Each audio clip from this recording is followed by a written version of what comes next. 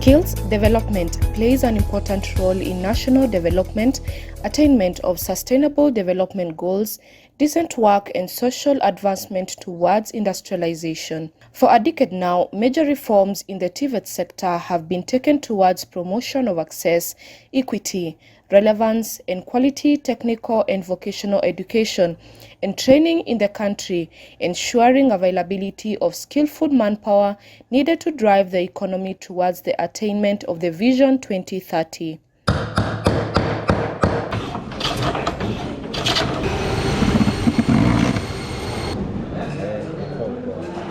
It is with this thought that the Danish Ministry of Foreign Affairs, Danida, funded and implemented a project dubbed Future-Proofing of Jobs in Kenya. The project, which was scheduled to kick off in 2021 but only started in 2022 due to the COVID-19 pandemic, was carried out in partnership with key organizations including 3F, the Confederation of Danish Industry, Divers, Danish Trade Union Development Agency, Kenya Water Institute, and the National Industrial Training Authority. Other locally engaged partners included the Kenya Building Construction, Timber and Furniture Industry Employees Union, Kenya Union of Water and Sewerage Workers, Kenya Association of Building and Civil Engineering Contractors, Water Service Providers Association, Women in Real Estate, Central Organization of Trade Unions, and Builder. In the TVET Kenya project, what we bring to the table is the Danish model for TVET and apprentices, and that's very much based on dual learning. So we've learned over the years that it doesn't work if there's too much theory or if there's too much practical. So we found a good balance by which the students and the apprentices, they go forth and back between school and the workplace in their apprenticeship. That way the output and the quality of the graduates are much higher. For that to work in our model, it's important for us that both the trade union is an active stakeholder, the employers, and then also the training authority, in this case being NITA in Kenya. Because the employers also have to be ready to embrace and receive the apprentices when they start at shop floor. The story behind this project has a lot in it, but it starts way back in 2020 when a minister in Denmark thought about the initiation or different ways of supporting employment in Africa based on the experiences of Denmark. And so he set up a committee of experts to look into different themes on how Denmark experiences can be used in a way to promoting employment in African countries. From the inception, I participated in the project both at the design level and at the implementation level. We have had a very successful program in that it will impact the students, especially the artisans, positively. In our previous engagements, we have not had a serious focus on gender and also the green aspects of water. When it comes to the project that we are talking about right now, the Kenya TVET project, it really came in at the right time where the country is really pushing for the young people to embrace the hands-on skills. Again, in the project, NITA has been the main partner in training. The intention of us now getting into training in this area is just to revamp the skill sets for the building construction sector. And this has given a lifeline to the youth, the Kenyan youth that have taken part in the project. And we have seen great transformation happen. We received young Kenyans with the Kenya Certificate of Secondary Education, Kenya Certificate of Primary Education. Some of them who have been trying to practice their skills in the construction sector without formal training. So when they got a chance to be in the project, it has been a real game changer. During the enrollment period, the project ensured it attracted both genders equally for all the trade areas. As one of the project objectives, we have been able to do a lot, especially in terms of gender, being the coordinator for gender activities. Actually, we've seen great milestones, and there are many things that we have learned, especially when it comes to supporting female students in the male-dominated areas. These are technical courses that are believed to be very hard or are so much involving. So, what are some of the key takeaways for the project? We found that most of the gender-related policies, really, they also, in terms of even participation, most of the students are not aware that there is a policy.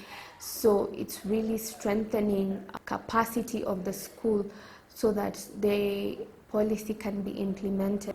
Now we are privileged to have taken into our company for attachment 9 students from NITA, 5 were ladies and 4 are gentlemen.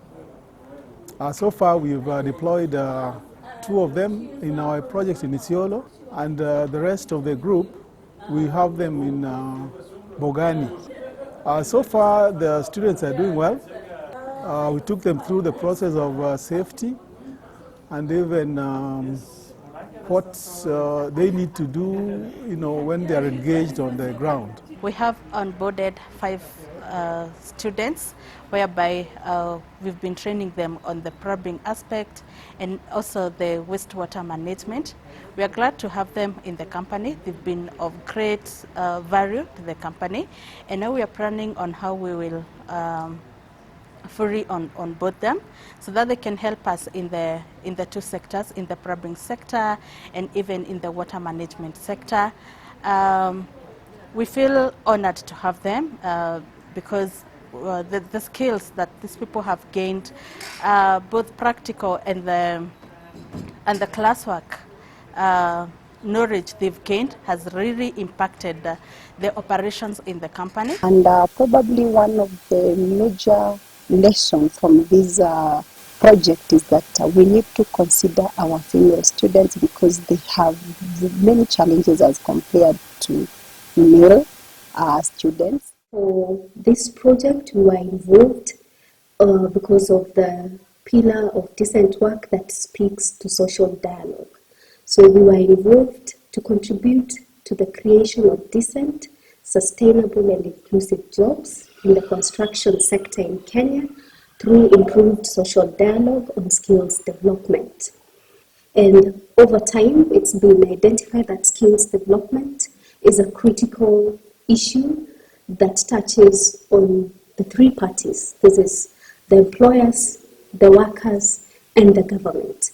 And through this social partnership that we've had, we have been involved in development of national policies surrounding the issue of surrounding the issue of skills development. We were actively involved in the development of the national skills development policy, which is aligned with the Kotu Kenya skills development strategy, which envisions the creation of a globally competitive workforce that is relevant and sustainable for creation of decent work and posterity. So we did an ad on our local radio stations. We had our social media pages very active with the ad for about 2 weeks. So we started receiving the applications, and a number of Kenyans applied. We had over 1,200, and the project was only taking 250. So it was also a really process of ensuring that we were picking the best. We ensured that we had female students or female beneficiaries who also got a chance to be part of the process. Through training, we did not lose any because we had fear that some females will come in intimidated that how can be a mason or a plumber or a welder or the courses that we handle, because by and large they are considered as male dominated. But I'm glad to report that our 68 female trainees trained through to it, and they completed their training. Right now they are all on attachment and doing a good job competing competitively with the male counterparts. And we found that there was quite a huge mismatch in terms of skills, and these skills were in terms of masonry, carpentry, tiling, electrical installations, plumbing, and also painting. After I sit down with the prayers, that is construction companies, they told us what they were lacking at their places of work. The applications were made by these students who were willing to join the construction sector, and they were quite huge. We went to NITA and also to KEWI. We have a sat down. We did shortlisting of the students, where now we were left with 501 as per two institutions. At the selection, we assumed that Kenyans who had come in were able to foot their bills and be able to support themselves in terms of tools of training and the PPEs, or what we call personal protective equipment. So this was overlooked at the time of project inception, and we did not provide for it. But I really want to thank our partners, especially the 3F. When we brought up the challenge, the lead, 3F being the lead, they allowed us to do adjustment in the budget, and we managed to buy the training tools for our beneficiaries. That worked very well for us. We also got nicely branded dust coats to help them now cover for the PPEs. Initially, the project, we were to handle 450 beneficiaries at NITA in building construction trades. But we had assumed that we are picking Kenyans who are within Nairobi. But when we sent out the advertisement, we got application from all the parts of the country, and we had people who could not day school, because if one is coming from Meru or from Mombasa or Kisumu, they had to be within the hostel to be able to board and train from the hostel based on where they're coming from. So we did not plan for the accommodation budget, and the need was very dire. So again, we had to reduce the number of beneficiaries from 450 to 250. So whatever was to go on tuition for the 200 covered for the accommodation. Again, that was a challenge that we had to adjust quickly along the project, and we handled it. Training at NITA starts from 8 to 4 p.m. So there's 1 hour lunch break. And we realized that some of these beneficiaries were very needy and were not even able to afford lunch, even their own fare to the institution. So again, we requested for support to have them given lunch, because the boarders are on full board. They have their breakfast, their lunch, and then the dinner. So the day scholars, again, especially the females, they had a challenge. They were just staying hungry. The project allowed that they could be given lunch, and we saw an improvement in enthusiasm and the way they handled the afternoon classes, which were mostly practicals. Having begun early in 2022, the project was designed to foster decent, sustainable and inclusive jobs in Kenya's construction and water sectors through improved social dialogue on skills development, enhanced technical and vocational education for a demand-driven system, provide a work-based learning culture with active participation from social partners in curriculum development, and also highlight the advantages for companies and employees involved in the development process, setting the stage for scaling up the initiative. We were supported strongly by the project in terms of equipment, so that the learners learn in an environment where they gain practical skills. We also are very appreciative because the program also funded the learners 100% almost, and they really benefited from that funding. Another plus for the project that I can highlight is that the Danida trainees, when they went home for a break, they were like an ambassadors. They reached very, very many other friends and relatives, spreading the gospel of the Danida, that they have been sponsored by Danida. They've had a scholarship. They are friends. They are happy. So we received a lot of applications online. So they are able to link clearly what they have done in class and what practically happens in the field. And at the same time, they also get mentorship, because we have the other 64 skilled employees who also their skills has been upgraded. For us, this is a very, very important collaboration with our Danish partners, Kenya Water Institute, We never imagined that students to such a magnitude would be absorbed. Javerick Omondi and Belinda Apondi are an example of the beneficiaries who were brought on board for the Future Proofing of Jobs in Kenya project and can attest to its impact. And so far, I'm doing my third semester, and it's been a very good program to me. Personally, I've gained a lot. Out there, we used to do random things, but when in class here, we can do some things that we never knew existed, or now we do things professionally, because now we can fix pipes, we can do solar, we can deal with the heavy materials like these ones you see in front of me here. I've been in class for 6 months in NITA Nairobi, and now I'm attached at Enmo Steel Motors for 3 months of attachment.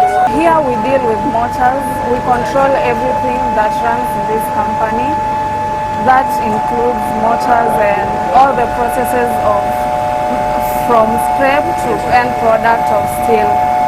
Like this is the control panel, whereby when one of these units lights up, it indicates that the furnace is already heated and it's ready to transfer molten steel to the other production area to make the end products in different sizes.